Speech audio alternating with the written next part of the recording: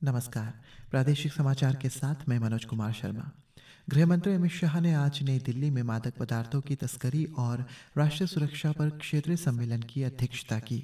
सम्मेलन के दौरान केंद्रीय मंत्री ने मादक पदार्थ निपटान पखवाड़ा, सभी राज्यों और केंद्र शासित प्रदेशों में मानस 2 हेल्पलाइन का विस्तार और नारकोटिक्स कंट्रोल ब्यूरो की भोपाल क्षेत्रीय इकाई के नए कार्यालय परिसर का उद्घाटन भी किया। मादक पदार्थ निपटान पखवाड़ा अभियान आज से शुरू होकर इस महीने की 25 तारीख तक जारी रहेगा और इस दौरान 2000 करोड़ रुपए से अधिक मूल्य के 44,000 किलोग्राम से अधिक जब्त मादक पदार्थों का निपटान किया जाएगा।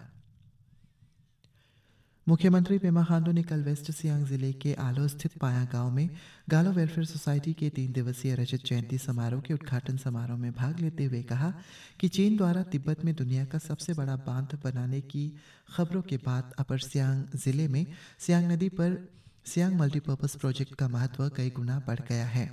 उन्होंने कहा है कि यह परियोजना सिर्फ हाइड्रो इलेक्ट्रिक परियोजना नहीं बल्कि राष्ट्रीय महत्व की बहुउद्देशीय परियोजना है।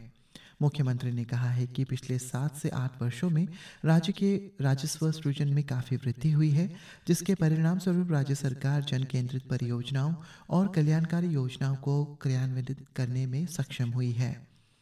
संसाधन सृजन के लिए राज्य की प्राकृतिक क्षमता का उपयोग करने की आवश्यकता पर बल देते हुए श्री खांडू ने कहा है कि जितना अधिक राजस्व उत्पन्न होगा उतना ही अधिक विकास होगा। हालांकि उन्होंने आगाह किया है कि विकास और आधुनिकता के समाज और सामने दौरान राज्य के स्वदेशी समुदाय की सांस्कृतिक पहचान धुंधली न पड़ जाए।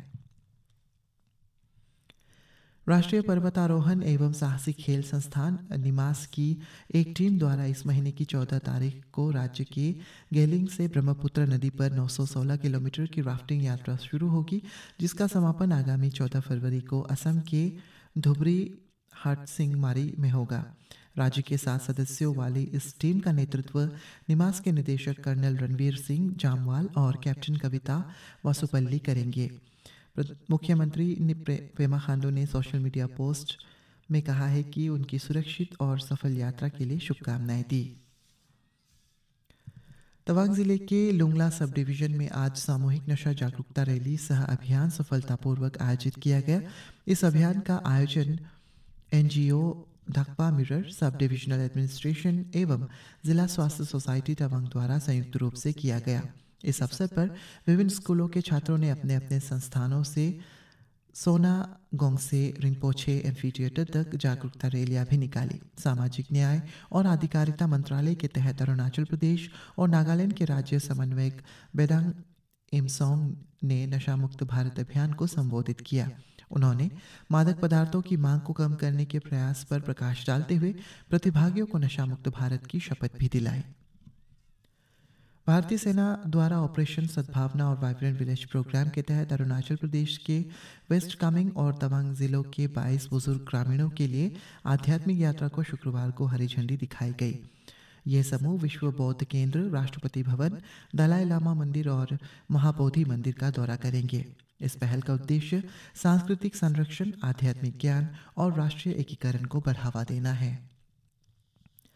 अरुणाचल प्रदेश के सांस्कृतिक और धार्मिक उत्सवों की एक श्रृंखला का आयोजन राज्य और राष्ट्रीय राजधानी नई दिल्ली में होने जा रही है। इसी के तहत मुख्यमंत्री पेमा खांडू ने एक सोशल मीडिया पोस्ट में सभी को इस महीने की 12 से 16 तारीख तक लोहित जिले के तेलुशाती ताइलुंग क्षेत्र में परशुराम कुंड मेला, 9 से 11 फरवरी तक नामसाई में भारत लोक संगीत महोत्सव, 28 फरवरी से 2 मार्च तक नई दिल्ली में अरुणाचल जीआई महोत्सव 2025 में शामिल होने के लिए आमंत्रित किया है।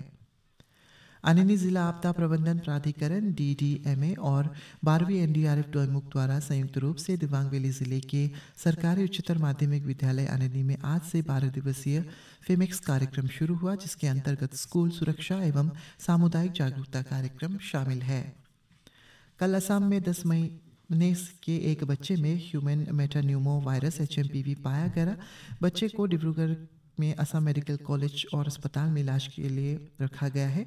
डॉक्टर के अनुसार उसका जांच स्थिर है और डॉक्टर ने यह भी सुझाव दिया है कि इस वायरस से घबराने की कोई ज़रूरत नहीं है। इसी के साथ यह समाचार बुलेटिन समाप्त हुआ। नमस्कार।